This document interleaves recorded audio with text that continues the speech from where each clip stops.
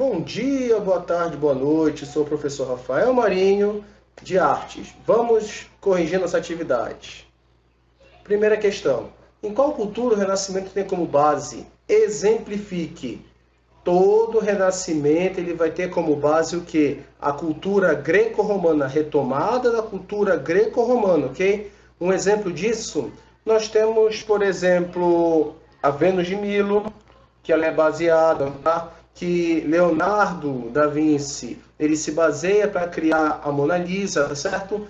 Tem Davi de Michelangelo também, tem toda essa ideia das sete cabeças e meia e tudo mais, toda essa ideia greco-romana, tá? Da valorização da visão grega. Segunda, como o Renascimento se caracteriza nas artes visuais? Bom, o Renascimento ele vai se caracterizar nas artes visuais pelo quê? Pelos conceitos de harmonia, simetria e também pelo realismo e a valorização da figura humana, tá? O chamado humanismo, o antropocentrismo, ok?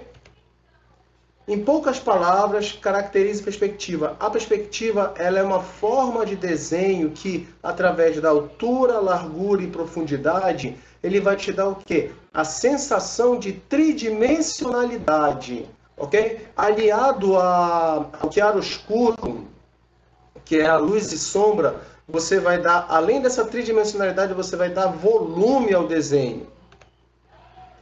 Qual é o foco da arquitetura renascentista?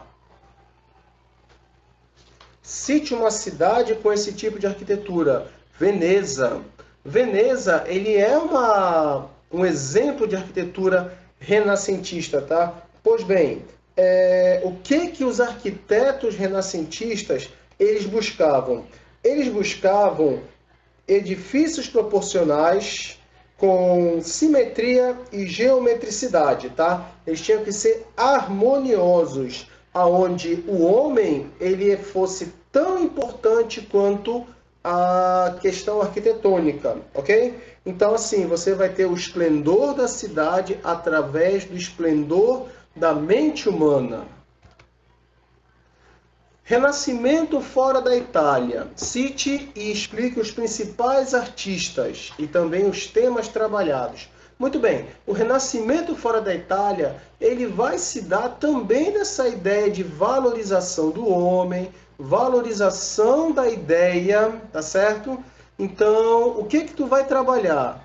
Tu vais trabalhar a ideia de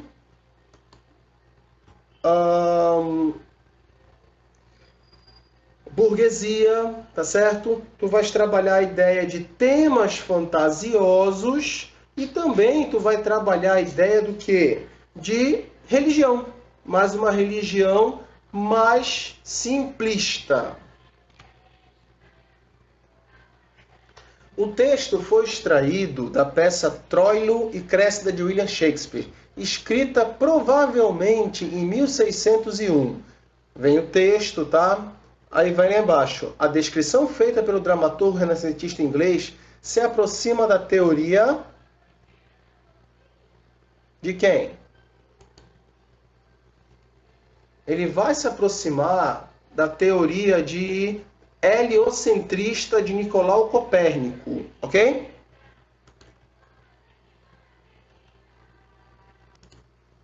Vamos à próxima? Bom, a análise histórica do Renascimento italiano, caso das obras de Leonardo da Vinci e Brunelleschi, permite identificar uma convergência entre as artes plásticas e as concepções burguesas sobre a natureza e o mundo naquele período. Acerca da relação entre artistas e burgueses, é correto afirmar que ambos valorizavam a pesquisa científica e a invenção tecnológica, ou seja, eles tinham a mesma ideia. Oitava questão. Acompanhando a intenção da burguesia renascentista de ampliar o seu domínio sobre a natureza e sobre o espaço geográfico através da pesquisa científica e da invenção tecnológica, os cientistas também iriam se atirar nessa aventura, tentando conquistar a forma, o movimento, o espaço, a luz, a cor e mesmo a expressão e o sentimento. Renascimento, gente, sempre vai trabalhar a questão científica e a questão artística, ok? Os dois vão estar juntos.